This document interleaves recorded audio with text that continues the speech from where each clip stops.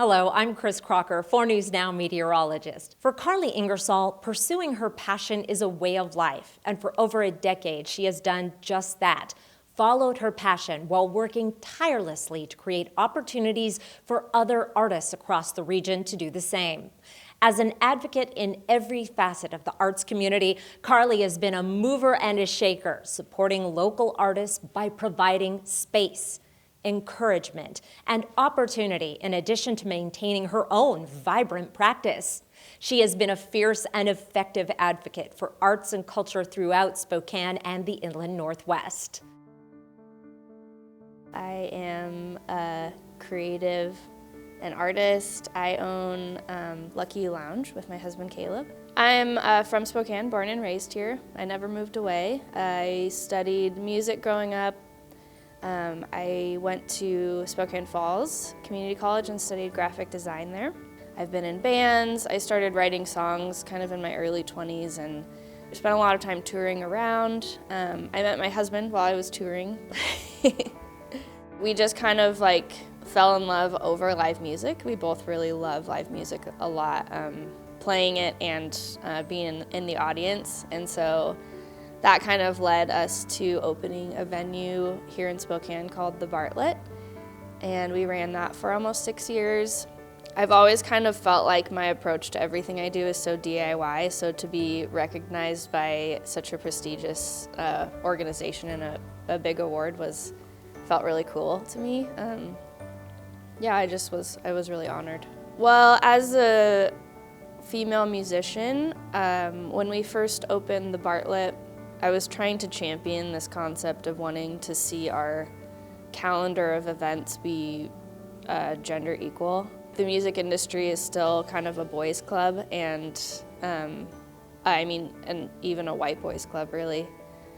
And so to see a more gender inclusive and ethnically diverse calendar that supports musicians of all types was really important to me initially. And initially, it was actually really hard, and I think the music community has grown, and I think more venues are trying to become platforms for a wider range of voices. I think as a woman in that industry, you just kind of like have a different lookout, and so I was always, and I still am always kind of trying to create equity with our booking practices, locally and with touring acts, create space and save space in that way for different types of artists. When you have a venue, it's a platform, and so you want to be able to use that for things that you really care about and for voices that you value and voices that you know will also like impact this community. We have an amazing local scene,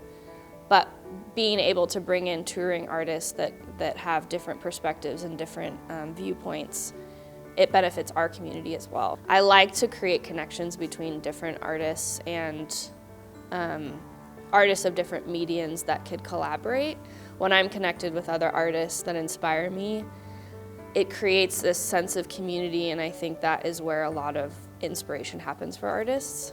But then just accessibility, I think the Bartlett was such an amazing space where a wide range of art could be accessible to a wide audience.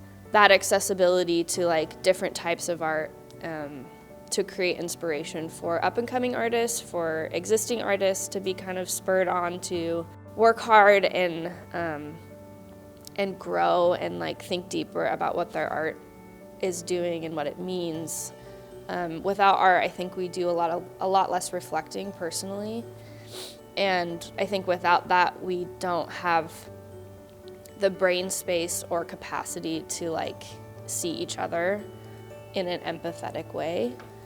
Those communal settings where we can share and experience art together, it creates shared memories for people, it creates connection, but then also the consuming of the art, it creates something in us as individuals that allows us to be in community in a way that I think is healthier and better.